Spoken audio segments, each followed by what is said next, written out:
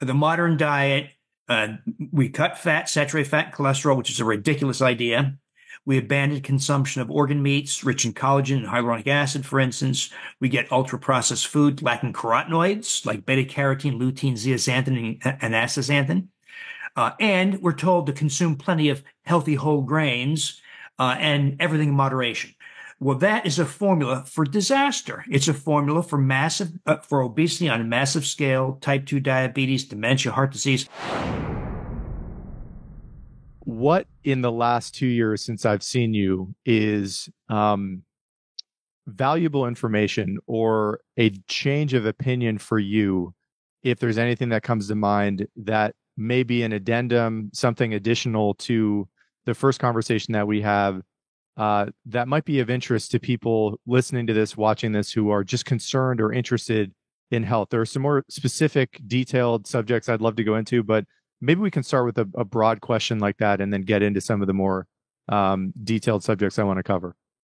Sure, Dan. You know, embarrassingly, I make most of my conclusions from making mistakes, Yeah. big mistakes, like making myself a type 2 diabetic Mm. 30 some years ago when I decided to become low fat vegan Mm. and damage my health. I'm back out of it, of course, as have many of my patients who I helped do that years ago. But a recent discovery came through a clinical trial I performed in ladies. You know, we do this thing where we restore this lost microbe, Lactobacillus reuteri. Virtually everybody has lost that microbe because it's very susceptible to common antibiotics.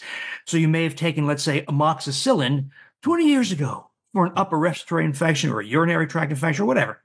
And we've lost that microbe. Almost nobody has it anymore, despite the fact that that microbe, Lactobacillus reuteri, is ubiquitous in mammals, in hunter-gatherer human populations unexposed to modern factors like antibiotics. They all have it. We don't. We lost it.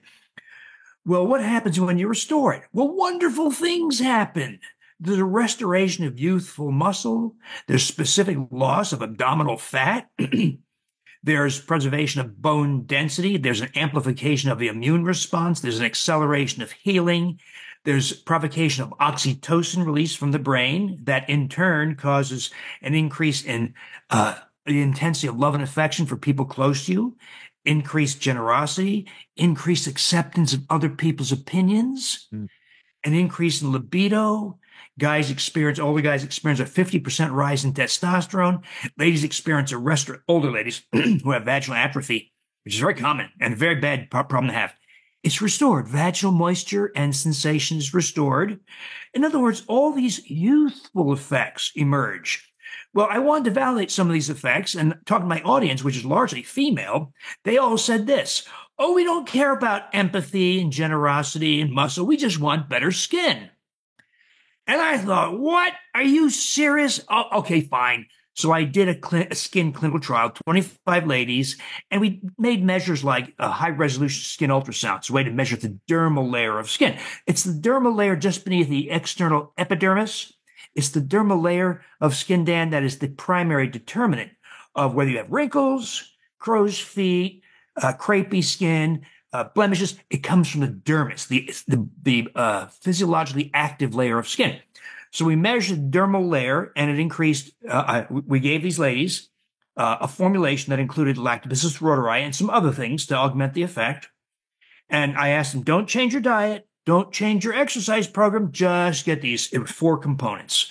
Lactobacillus reuteri in combination with marine source collagen peptides, hyaluronic acid, and astaxanthin, the carotenoid. Things largely lacking in modern diets, because one of the reasons for that is because we've been told this ridiculous advice to cut fat and cholesterol in the diet, saturated fat and cholesterol, for which there was never any good evidence.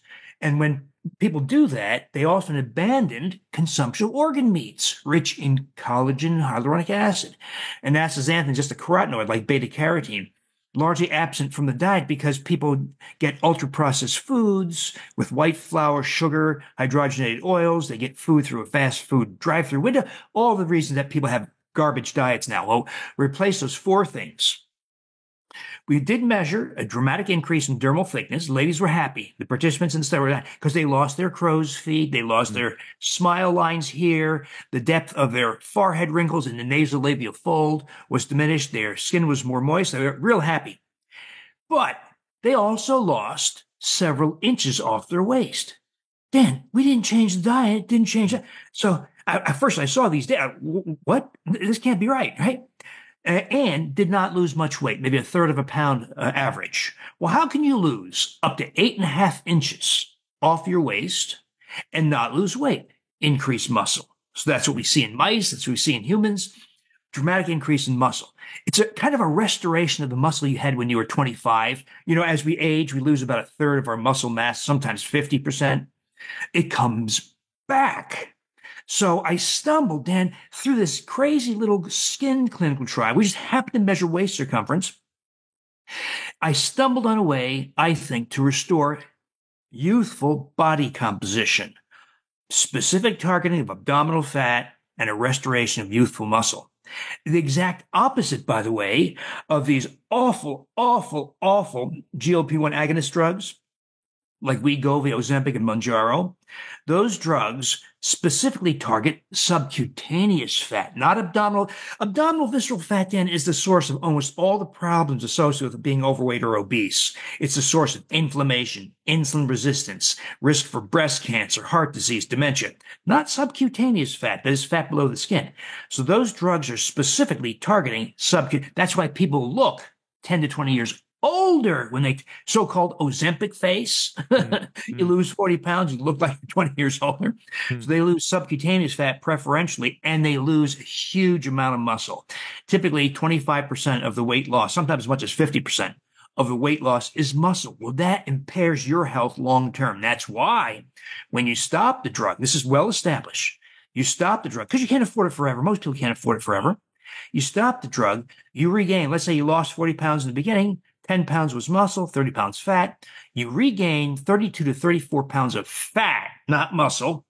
Now you're more at risk for type 2 diabetes, heart disease, dementia, breast cancer, and other conditions than you were at the start. Pharma pockets your $12,000 to have you become less healthy and fat again. That's what pharma's doing. Well, I think I stumbled on a way to circumvent all those problems involving no drugs. Now, one of the questions that you and I talked about is, what if we did those things concurrently and preserved muscle, didn't lose muscle? We don't know what happens because we had not done the clinical trial. We're looking for a partner with deep pockets to do that because it'd be very expensive to do. But I think we may also have found kind of an antidote to all the problems associated with, well, I shouldn't say all the problems, but many of the problems associated with GLP-1 agonists. You brought up that phrase, which I was just reviewing our conversation from a couple of years ago, and this was a terminology and a phrase I didn't know before speaking to you, Lactobacillus reuteri. And it might be helpful for people just to do a quick refresh as to what has led, in your estimation, to the elimination or the massive reduction in that bacteria in people. You just talked about some of the potential benefits of restoring that to one's system, one's biology. What do we know about how it disappears, and what do we also know about how it can be given back to the body in a way that might be able to help people in the way you just articulated? Well, Lactobacillus reuteri is actually one among hundreds of species that have been lost. So there's many more, and that's a whole conversation of its own. We could also restore Lactobacillus gasseri. We could restore Lactobacillus crispatus. We could restore Lactobacillus jensenii or NC or Bifidobacterium longum. There's a whole bunch of really cool microbes that you can play with. But as I mentioned in the beginning, Dan, I've made many of my findings based on blundering mistakes. I chose Lactobacillus reuteri just for fun because there was some interesting evidence in mice, and I started restoring it in humans. We do that by making a yogurt, not the stuff in the store. It looks and smells like yogurt. It's not yogurt. You can't buy it in the store. All that is, though, making a yogurt out of it is a way to increase the microbial counts 1,000-fold. One of the problems with probiotics, commercial probiotics, is they're very expensive to make microbes. And so these manufacturers who sell probiotics they put low numbers in the capsules because it's very expensive. No one wants to pay $200 or $300 for a month's worth of probiotics. So they put these low numbers in. Well, I got this microbe that was well studied by a group at MIT, Massachusetts Institute of Technology. They used a strain of Reuteri that was commercially available for babies because it reduced regurgitation of breast milk and formula and had some other beneficial effects like abbreviated diarrhea after a course of antibiotics. So I got this microbe and we fermented it as yogurt. I did something called flow cytometry. It's a laser-assisted method of counting microbes, and we're getting something like 300 billion per half cup serving using prolonged fermentation, not like the way they do it in a factory to make yogurt for the grocery store. I used extender, prolonged fermentation. We also fertilized the growth of microbes by adding prebiotic fibers. Well, you do those, it's very easy. It sounds more complicated than this. It's very easy. 36 hours, we get these 300 billion microbes per half, and people store it, and all those wonderful things happen. Oxytocin, increased love and affection, generosity, increased muscle, increased libido, preservation of bone density, and all those wonderful effects. But we've lost this microbe because it is very susceptible to common. This is established facts. Very susceptible, as are many microbes, probiotic microbes. There's probably many other factors that go into decimating the gastrointestinal microbiome, but this has not been well charted. But that list is likely to include glyphosate, the active ingredient in the herbicide Roundup. Glyphosate is an herbicide. Yes, it's also an antibiotic, but specific for killing beneficial microbes and is ineffective against fecal microbes like E. coli and salmonella. So it selects for unhealthy microbes in the GI tract. There's other things like preservatives in food that inhibit mold growth, but also inhibit microbes in your GI tract. Emulsifying agents like polysorbate 80 that you find in such foods as ice cream and salad dressing to keep them mixed. But that also emulsifies or dissolves the mucus barrier in your gastrointestinal tract, inviting inflammation and changes in microbial composition. Stomach acid blocking drugs, which are very common, non-steroidal anti-inflammatory drugs, a long list of things that likely conspired to decimate the composition of the gastrointestinal microbiome. And among the casualties is this microbe I chose first to play with, just by sheer dumb luck, Dan. Lactobacillus reuteri. There are other very important microbes, but reuteri is probably at the top of the list for the effect on oxytocin and its effects on youthfulness and sociability, social behavior. But it also has another aspect of its behavior. It also colonizes the small intestine. Most microbes don't do that. They colonize the colon, the last 4 to 5 feet of your gastrointestinal tract. But reuteri has the unique capacity to colonize from mouth to anus, 30 feet. But it's especially important in the small intestine, the 24 feet of small intestine, the duodenum, jejunum, and ileum, because reuteri takes up residence in those 24 feet of small intestine, where it produces what are called bacteriocins. These are natural antibiotics effective against fecal microbes. By my estimation, Dan, half the U.S. population has a peculiar situation because we lost all those beneficial microbes. Fecal microbes, E. coli, salmonella, citrobacter, campylobacter, pseudomonas, proteus, all these microbes that are supposed to stay in the colon. The colon's perfectly happy with those microbes. Those are the microbes you pass out in the toilet when you go number 2. But in half the U.S. population, those fecal microbes have been allowed to ascend and colonize the small intestine. Small intestine is not prepared, not suited to that. It's very permeable, has a single layer mucus barrier, unlike the 2-layer mucus barrier of the colon. And so it's very permeable. That's where we're supposed to absorb nutrients like vitamins and minerals and amino acids. So the small intestine, when it's colonized by fecal microbes, now these microbes only live for a few hours. They don't live very long. So there's trillions of microbes in the 24 feet of small intestine living and dying rapidly. When they die, they release some of their toxic compounds. One is called endotoxin. And when it gets into the bloodstream through this very permeable small intestine, that's called endotoxemia. And endotoxemia is wildly out of control in the U.S. population. But you won't recognize it unless you realize that it could be manifested as rosacea or psoriasis or depression or suicide or dementia or Parkinson's disease, or as restless leg syndrome, or fibromyalgia, or type 2 diabetes, or obesity, on and on. All the things that we look around and see modern people are suffering with, these are in great part, not entirely, but in great part, caused or driven by microbes, fecal microbes living in the small intestine, so-called small intestinal bacterial overgrowth, we say SIBO, S-I-B-O, and the endotoxemia that allows. You said in our conversation 2 years ago, and I think this is almost a direct quote, that 90% or more of all the body's serotonin comes from the GI tract, which is a rather unbelievable thing to hear. For people that hear the statement you just made and are interested in learning more and trying lifestyle changes or a change in their diet to try to help them with this, I guess the first question would be, one, how can one identify if they are one of these 50% that you were talking about that are dealing with this, suffering from this? And then number two, the yogurt you mentioned, and I think a couple of years ago you had mentioned that you were potentially looking to find ways to make this more widely available for people to try.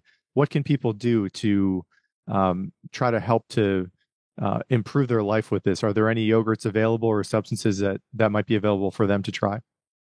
No, there's no commercial yogurts. Getting into the refrigerated aisle with an expensive, costly product is a very difficult thing to do. So I've not done that. So one way would be get the microbe, and the microbe that we use most commonly. There's several sources. One source is the company BioGaia, Biogaia. It's a Swedish company. They have a product called Osfortis. There's a product called Cutting Edge Cultures L. reuteri Superfood. And we are coming out with a source of reuteri also that you can either take as a probiotic or make yogurt. So both ways. I also did formulate a product for that skin. I don't mention the name just because of regulatory restrictions, but you can get it from those commercial products, or you can just get any of those products and ferment it as yogurt. The great advantage of that is, one, higher counts, 300 billion. The product we're coming out with will be 20 billion per capsule. The Osfortis is 5 billion per capsule. So the yogurt is 300 billion per half cup serving. And you don't have to buy it again because you can make the future batches from a little of a prior batch. So it's very easy to do. And that, by the way, Dan, is true for most microbes that have probiotic properties. You can ferment, for instance, Lactobacillus gasseri. We use the BNR17 strain, and it shrinks your waist. We can ferment Bifidobacterium infantis. If you give that to a baby, it has better neurological maturation, less likely to have asthma and type 1 diabetes and type 2 diabetes later in life. And that child has a higher IQ. A woman can replace Lactobacillus crispatus. Makes a delicious yogurt, by the way. And when a woman replaces it, because about a third of the female population of the world has lost it, women who don't have it are more likely to have a miscarriage, more likely to have premature labor and delivery of a premature baby. She's more prone to vaginal infections like vaginal candida infections. She's more prone to urinary tract infections. So you restore Lactobacillus crispatus. Remarkably, Dan, it's an illustration of a process called translocation. A woman can take Lactobacillus crispatus orally, and it colonizes the vagina. There's no connection between the GI tract and the vagina. There's nearness, contiguity in the perineum and the groin area. And even more remarkably, crispatus colonizes the bladder. For forever, we thought the bladder was sterile. It's not sterile. It's got a microbiome. And among the most important key microbes is Lactobacillus crispatus. If a woman restores this microbe, she cuts her risk of repeated urinary tract infections by half. Repeated urinary tract infection is a crippling problem for a lot of ladies. With each round of antibiotics every few months, their health deteriorates further. So here's a way not to maybe eliminate, but cut back a lot on the risk of repeated urinary tract infections, and it reduces what's called urge incontinence. These are older ladies who laugh or cough or sneeze and they pee. Very embarrassing, right, for a woman? Well, crispatus reduces that quite significantly. So it's an illustration of what we can accomplish with microbes. There are microbes that reduce uric acid, hyperuricemia, and gout. There are microbes that reduce oxalate, that cause oxalate kidney stones. We're getting a grasp of so many incredible things that microbes can do, and yet we were indifferent to them for decades. Right? You take an antibiotic, you get a couple of weeks of diarrhea, and the doctor says, "Don't worry, it'll come back. Your diarrhea will stop." That was the end of the story. It was just a curiosity, but it's become clear we were neglecting an entire universe of beneficial effects. And I know we talked about this a couple of years ago as well about fermented foods, something you've just mentioned there as well. And for, a lay audience that may be stumbling upon this for the first time, and they're interested in trying some of these offerings in their diet to try to help with some of the symptoms they may be experiencing. Am I right that fermenting any kind of food could help with, for example, the example that you just gave, that fermenting, for example, I know kimchi is something that you've talked about consuming could be helpful, but fermenting any kind of yogurt would help in this department with Lactobacillus reuteri, or is it more specific that people need to get to help with this specific area? Yeah, if you want reuteri, you have to implant reuteri. You have to ferment reuteri. In other words, if you plant seeds for tomatoes, you don't get cucumbers. You get tomatoes. So same thing with microbes. Here's an easy way to kind of get everyone's thinking around fermentation of microbes. Two general classes of microbes. Microbes that ferment at human body temperature, like Lactobacillus reuteri, likes around 9800 degrees Fahrenheit. Then there are room temperature fermenting microbes, and those are typically resident on the surface of vegetables and fruit. So two different kinds of microbes. So reuteri, human body temperature, Lactobacillus gasseri, Bifidobacterium infantis, those are all human body temperature. And they really don't do well at room temperature. But there's a bunch of fermenting microbes that do fine. They reproduce at room temperature, like 70 degrees Fahrenheit. So for instance, as you point out, you make kimchi or kefir or sauerkraut or other fermented veggies, and you get species. This is really cool, Dan. You get species like Leuconostoc mesenteroides. I'm sorry about these names. Or Pediococcus pentasaceus or Weisella species. Well, these are species in fermented foods that you swallow, and they pass through the 30 feet of gastrointestinal tract, and you poop them out. They don't take up residence. So what good are they? Well, interestingly, in their passage through the GI tract, they somehow cultivate the proliferation of beneficial microbes. So they'll cause the proliferation of very beneficial species like Faecalibacterium or Akkermansia or Ruminicaceae. These are microbes triggered to proliferate by consumption of fermented foods. They're triggered to produce many good things, but among them a fatty acid called butyric acid or butyrate. And butyrate, one, is very it's nutritious for the gastrointestinal lining, but it also enters the bloodstream, where it does things like gives you better sleep, reduces blood pressure, reduces blood sugar, reduces risk for diabetes and weight gain, helps shrink abdominal fat. I mean, numerous wonderful effects by consuming a fermented food with microbes that don't colonize. It took a while to figure this out. Some of the best work is from the husband-wife team at Stanford, the Sonnenbergs, Justin and Erica. They published a very important study to show that if there's one thing you can do to restore beneficial microbes, it's consume lots and lots and lots of fermented foods, even though those microbes themselves don't colonize us. But it's like a farmer. A farmer can plant all kinds of crops. And that's kind of what the fermenting microbes are. They're kind of like farmers for the gastrointestinal tract. One of the things that I think is so interesting about this field of research, and I know I've heard you allude to this in the past, is contrasting field studies of modern hunter-gatherers or other cultures that do not consume the antibiotics that we do, the foods that we do, and noticing that certain, I think you've called them in the past, diseases of civilization are not present in these other cultures, indicating potentially that it's the way that we are living and the way that we are consuming that might be causing some of the issues that we have in our own civilization. I know one example that you've talked about is related to schizophrenia.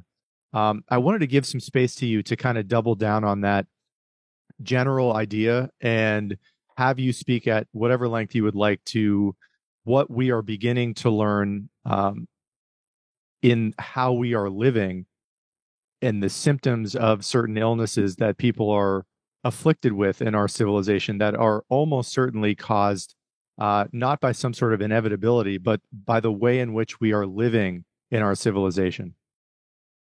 Isn't it amazing, Dan, that the anthropology community, the anthropologists have known for nearly half a century that populations that are hunter-gatherers, like the Yanomami in the Brazilian rainforest, or the Maasai in Kenya, or the Hadza in Tanzania, or people living in the jungles of New Guinea, or the east coast of Africa, the Malawi, these people don't develop type 2 diabetes or coronary disease, heart disease, dementia. No hemorrhoids, no ulcerative colitis, no irritable bowel syndrome, no Crohn's disease, no colon cancer. I mean, on and on and on. They have other problems of their own. They have dengue fever and malaria, and they fall off a cliff and break their legs. So they have injury and infestations or infections. But they don't have these, so as you point out, the diseases of civilization. That's what the anthropologists call it. I think there's an important lesson there. Well, one of the things that make them different from us is they don't get antibiotics. They don't have chlorinated drinking water. They don't take stomach acid blocking drugs. They don't have emulsifying agents or mixing agents in their food. They just hunt and gather. They eat food as humans were supposed to, that is, needs programmed in our genetic code over 3 million years of evolution. So they are spared. Oh, now, how about their microbiome? So there have been groups that have looked at this, studied the microbiomes, the gastrointestinal microbiomes of these populations, and they're very different from us. They have microbes that we don't have. We have microbes they don't have. They have far greater numbers of microbes, greater so-called species diversity. And even more interestingly, despite being on separate continents separated by thousands of miles of ocean, the microbiomes of these populations look very similar to each other. So it's believed that they have the so-called Stone Age microbiome. That is, the microbiome as it looked before all these modern factors entered the picture. Now, this opens a question, of course. Should we mimic the composition of their microbiome? Well, not an easy thing to do because it's quite dramatically different. For instance, they have a bunch of things called spirochetes. And the only common spirochete in modern people is the one that causes syphilis. So they have tons of spirochetes. So it's a work in progress. How closely should we mimic the microbiome of those indigenous hunter-gatherer populations? Just not clear. And may not even be possible. It may not even be necessary. Maybe some of the adaptations we have are adaptive and good. Some of them are not good. But it's unclear where exactly that line is drawn and how far we should go in mimicking the composition of their gastrointestinal microbiome. Is it your hunch that, you just mentioned a few diseases everybody in the US has heard of: dementia, Parkinson's, schizophrenia, that it's probably related to antibiotics and the side effects of antibiotic consumption that is leading to that phenomenon in our culture? Or do you suspect that it's probably something more aligned with what we're eating or something else? Yeah, good point, Dan. It's both, of course. So the modern diet, we cut fat, saturated fat, cholesterol, which is a ridiculous idea. We abandoned consumption of organ meats rich in collagen and hyaluronic acid, for instance. We get ultra-processed food lacking carotenoids like beta-carotene, lutein, zeaxanthin, and astaxanthin.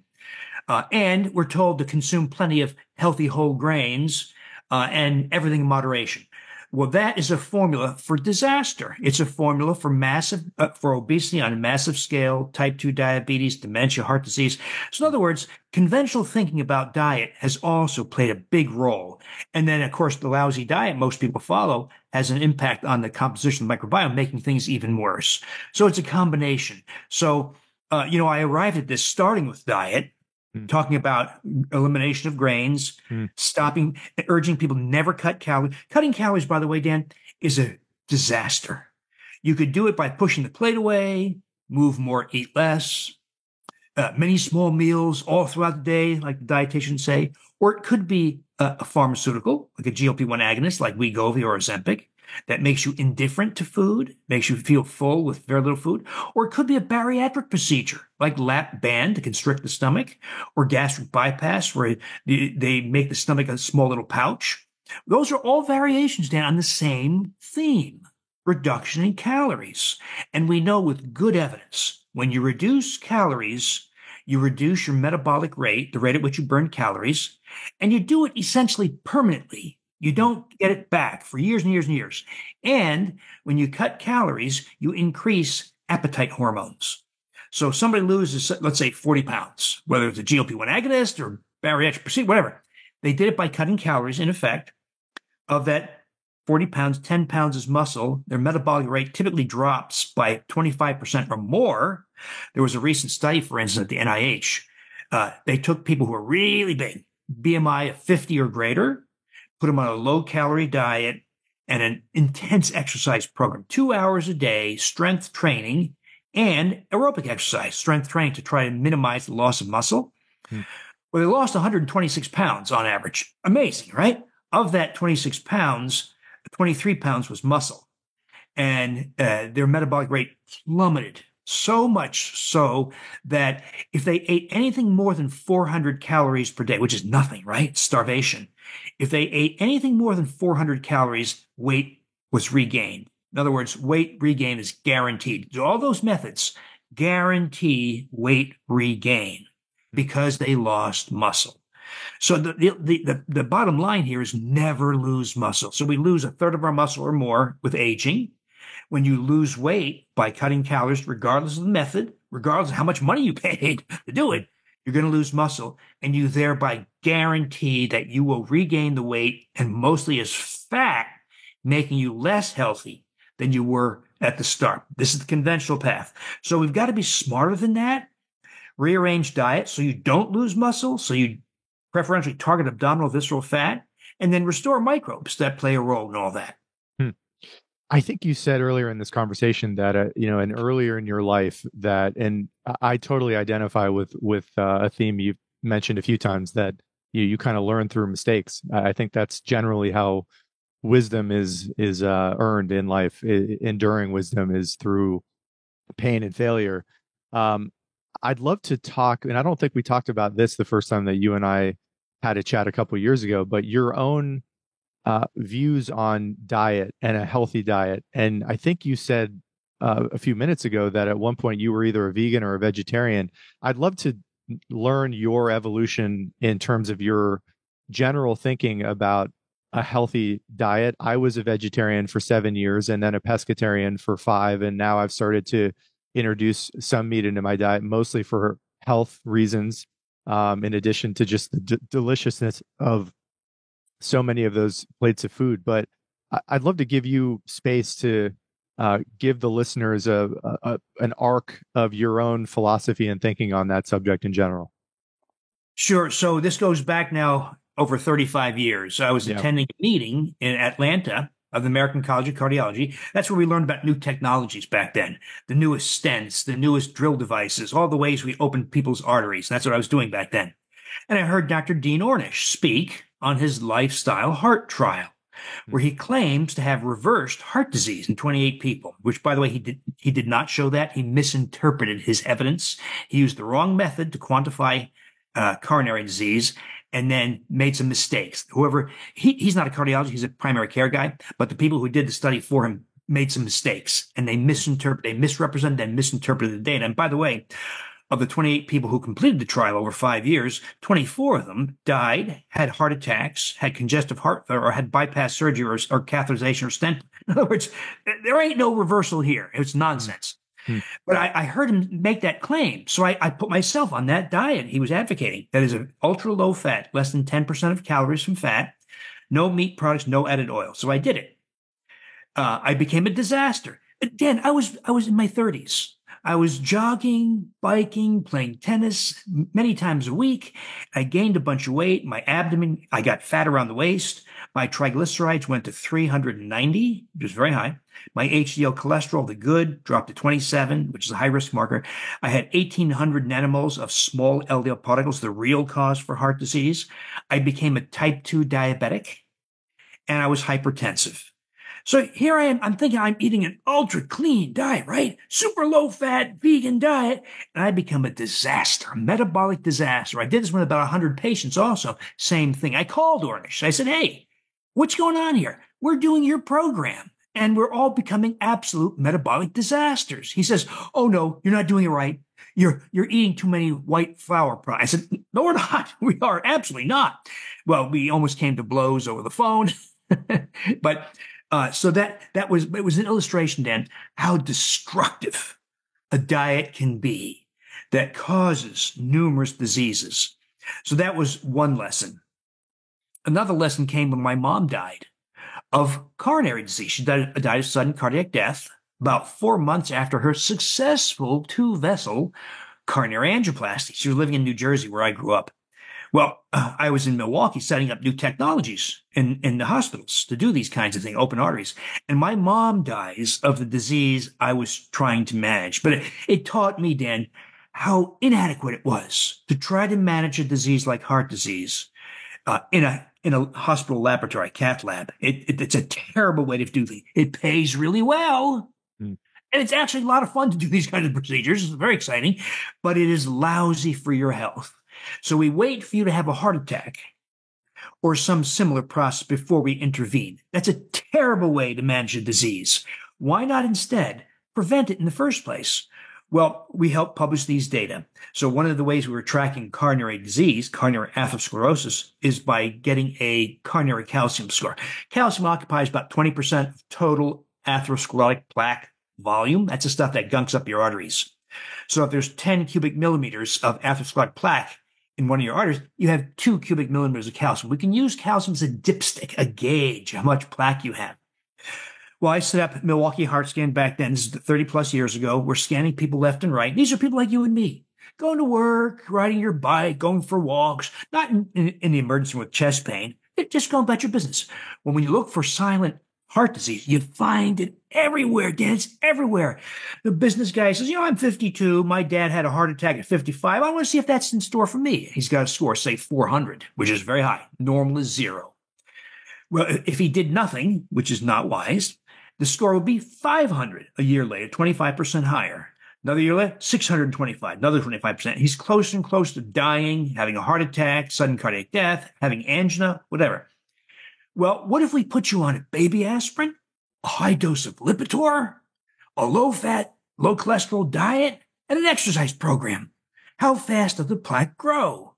25% per year. It has no effect at all on that measure.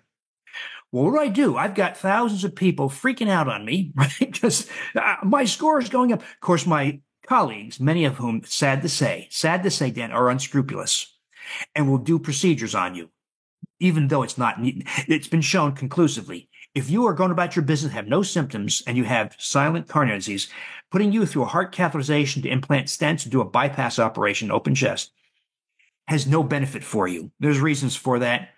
But it's done all the time, Dan. It's done all the time. That's why maybe your local hospital put on a $70 million wing for heart care, because it's the number one moneymaker. 80 million Americans take statin cholesterol drugs, and there's been no reduction in heart attacks and other cardiovascular events. This is the status quo. Well, what do you do then with these people who score?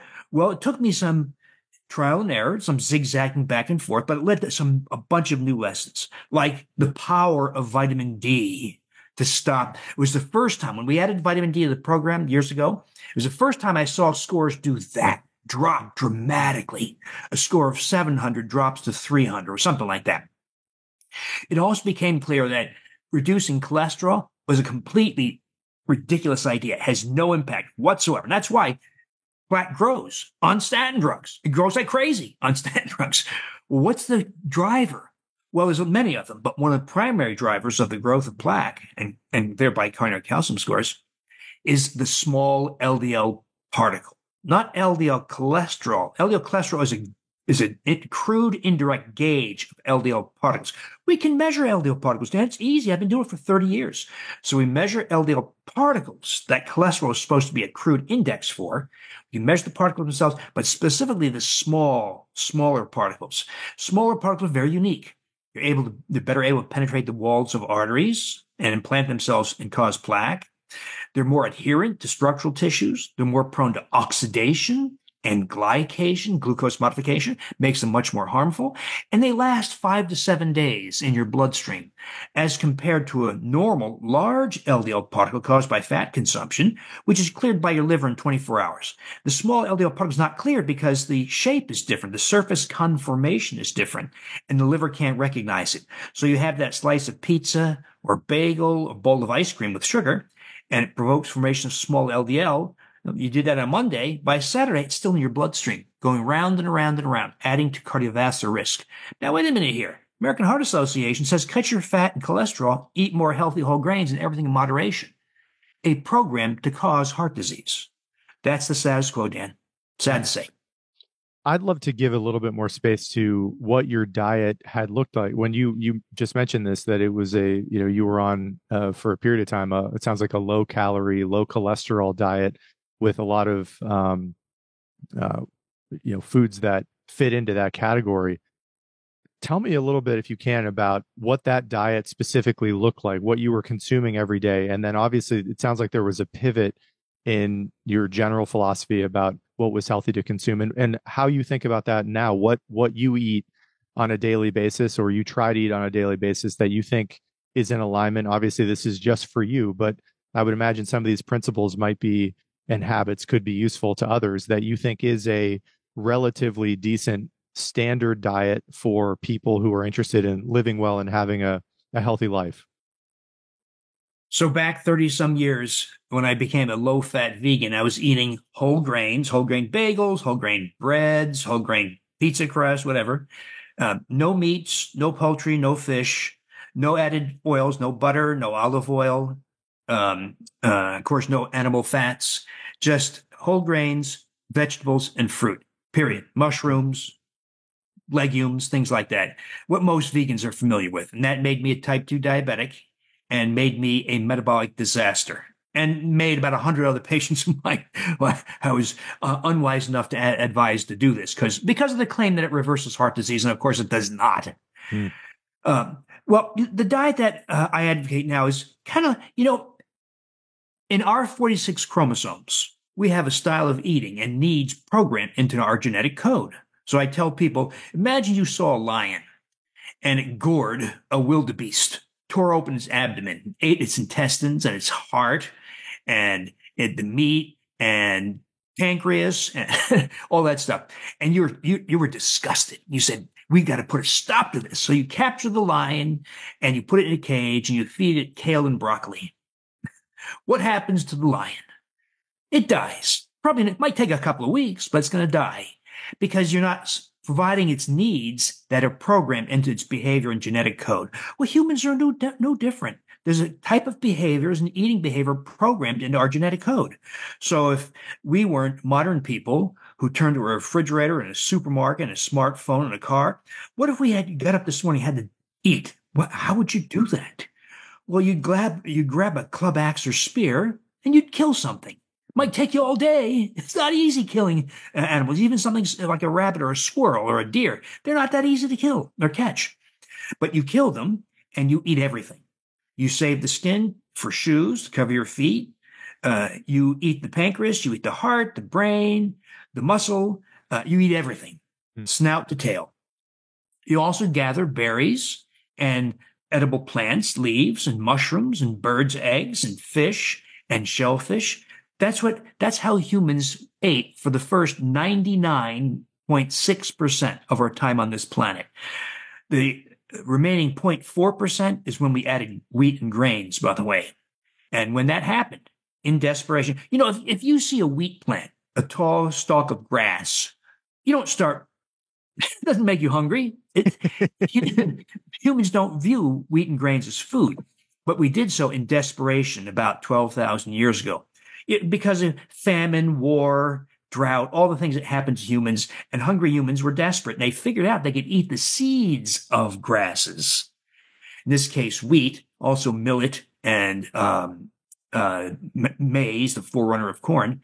We found that we could isolate the seed, pulverize it with stones, and then reconstitute it in a stone bowl, heat it over fire, and you get a porridge. That's how wheat and grains were consumed for the first about 9,000 years of grain consumption. What happened to those humans, by the way, Dan, who first adopted the consumption of wheat and grains? Tooth decay went crazy. So prior to the consumption of wheat and grains, tooth decay, Dan, was almost unknown. Even though there was no toothpaste, no fluoridated toothpaste, no dental floss, no toothbrushes, no dentists, and almost no tooth decay. 1 to 3% of all teeth recovered prior to the consumption of grains showed decay, abscess formation, or loss, or misalignment. With the consumption of grains, 16 to 49% of all teeth showed decay, abscess, misalignment, etc. And so, of course, in modern times, we compensate by fluoridated toothpaste, dental floss, picks, dentists, all the things we have to do. But up until recently, when dental hygiene was not a very sophisticated practice, that's why in the Middle Ages, 19th century, people often had no teeth or had very few teeth. It was very common. That was a big problem.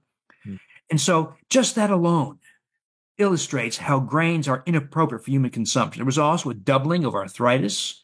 There was also the appearance, contrary to conventional advice, where they tell us you must have grains for B vitamins and fiber, which is complete utter nonsense.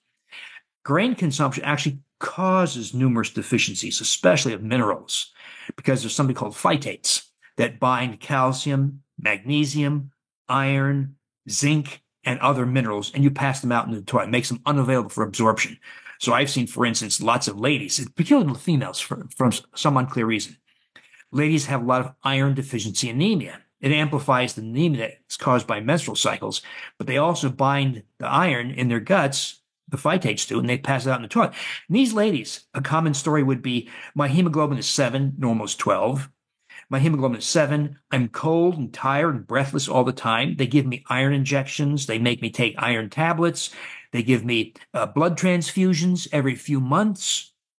And then I stop eating grains, and my hemoglobin is now 12 within 2 weeks. It's a very potent effect. And so grains were never appropriate. So, but in effect, Dan, it's reverting back to the style of eating as best we can. So I know you're not going to grab a spear and go kill a gazelle today, but we try as best we can mimic that diet. So we eat meats, we eat the fat, never buy lean. What you can, most people become so squeamish, they don't want to eat organ meats anymore. So what you can manage. Some people do something like this, for instance, ground liver and ground beef, mix them 50-50, make a meatloaf, something like that. If you buy sausage, get sausage intestinal casings, make broths. But by the way, not bone broth. Bone broth has been shown, that is prolonged boiling in the presence of vinegar. That's been shown to be very high in lead, toxic levels of lead. So I say doesn't sound very good, make carcass broth. Say you bake a chicken. You eat the drumsticks, you eat some of the meat, and you've got a bunch of ligaments and tendons and skin and bones left over. Use some of the bones and the carcass. Don't boil for a long time, maybe 4 hours to release the meat. Don't add vinegar. That releases the lead in bones. So carcass broth, much healthier way to get those kinds of things. Or because modern people have become so averse, so squeamish about organs, you can get such things as collagen and hyaluronic acid as supplements also. Mm-hmm. I'm going to tell you a quick personal story that's happened between the last time we talked and now, and I'd love to get your thoughts on this.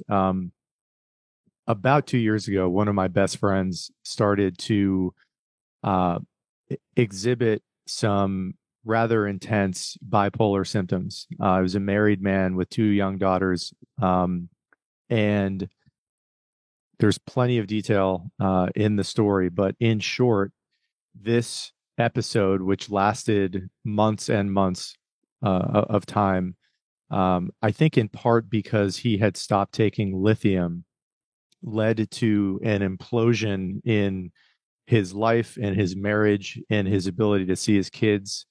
His wife filed a restraining order against him, his now ex-wife.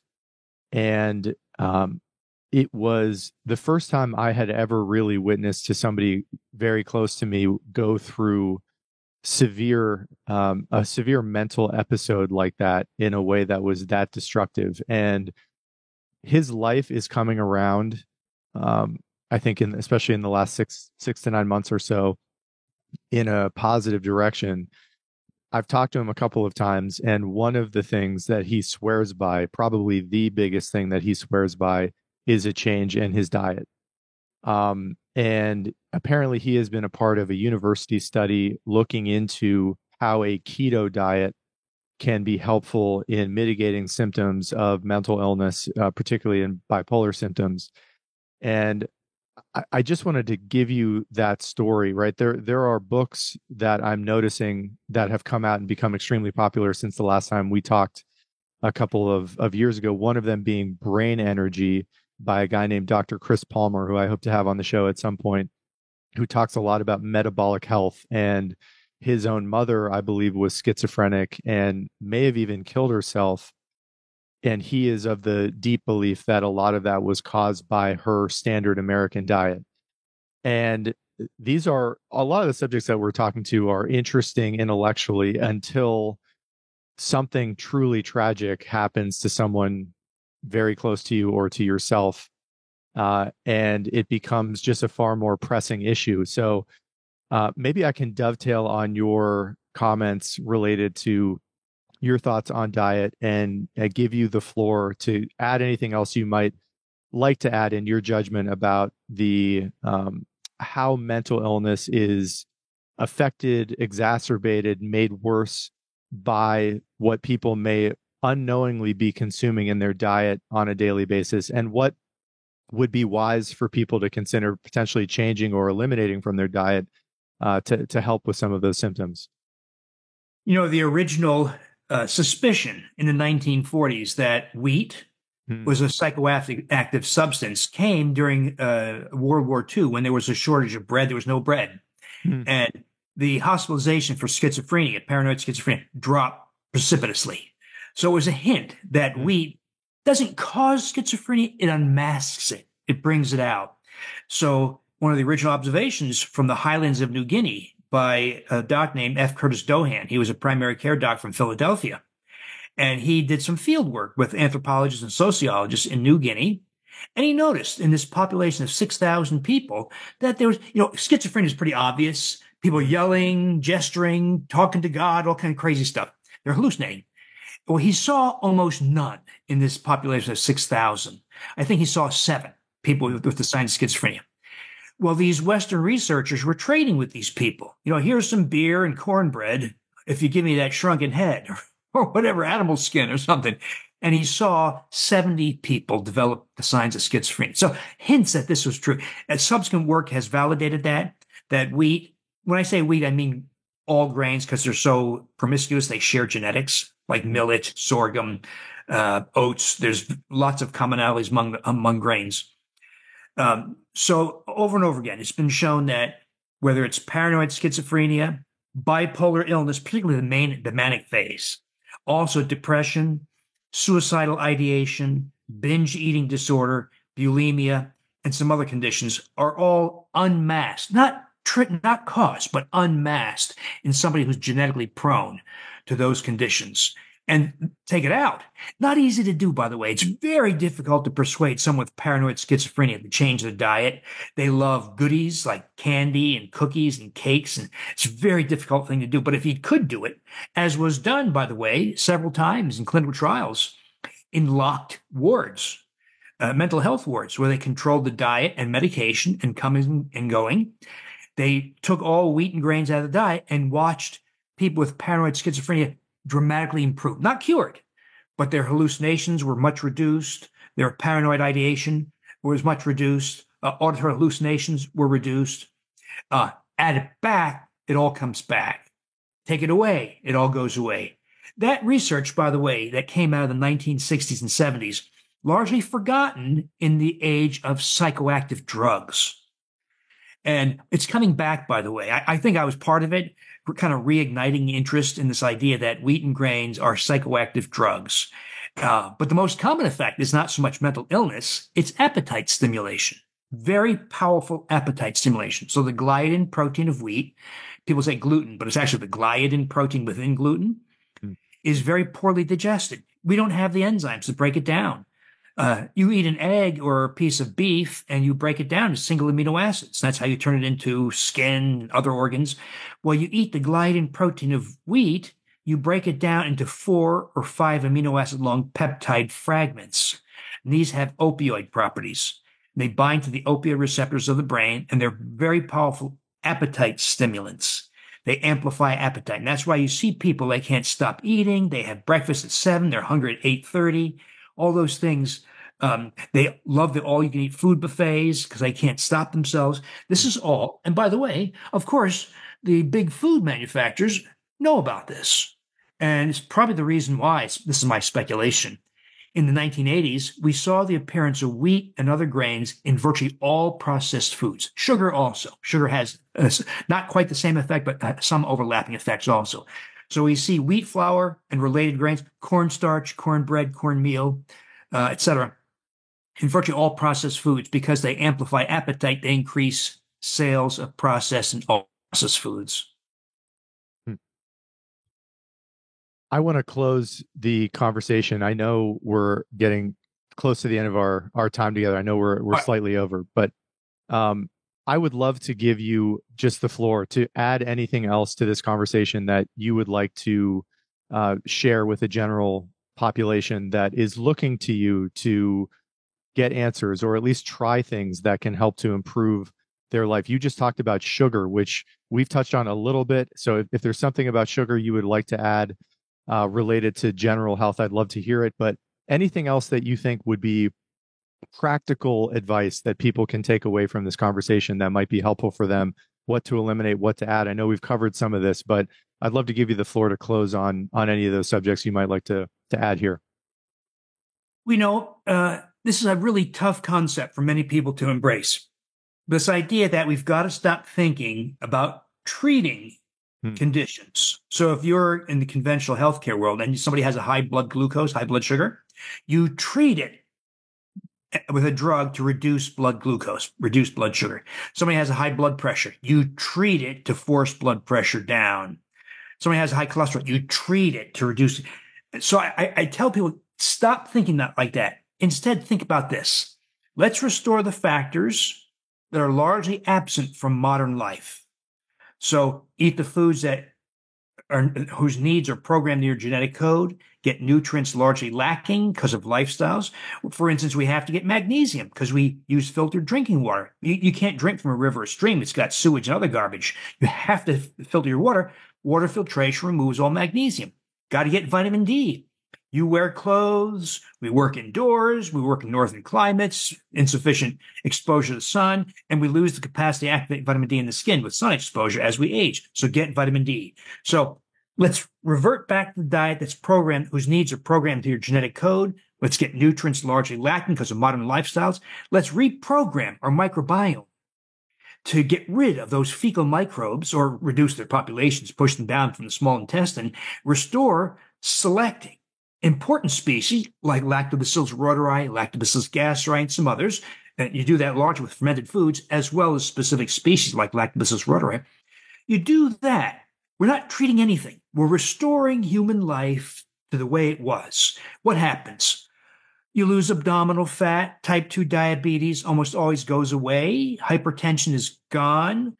High triglycerides, fatty liver goes away, rosacea, psoriasis. And we mimic the lifestyles of people who still live this way, right? They hunt and gather, and they don't have any of the hot modern conditions. Thankfully, one of the things healthcare sucks for a lot of reasons. But one of the things it's good at is treating infections and injury. If you're in a car accident, break your leg, or you have an infection, modern healthcare is good at those things. Modern healthcare is terrible at managing the disease of civilization because they still think it's a drug or drugs for every condition. We need to get away from that. Let's instead address the factors that allow disease to emerge. And more often than not, dozens, hundreds of health conditions go away. Fascinating. Bill, I am so glad we were able to do this again, and I would love to do this again periodically throughout Absolutely, the rest of our lives to chat more about this. But I really appreciate your time and all the thought and energy you put into human health. So thank you so much for coming on the show again. Thank you, Dan. Thanks for doing what you're doing because big media ain't doing it anymore. So we got to rely on people like you to broadcast the truth. Thanks, Bill.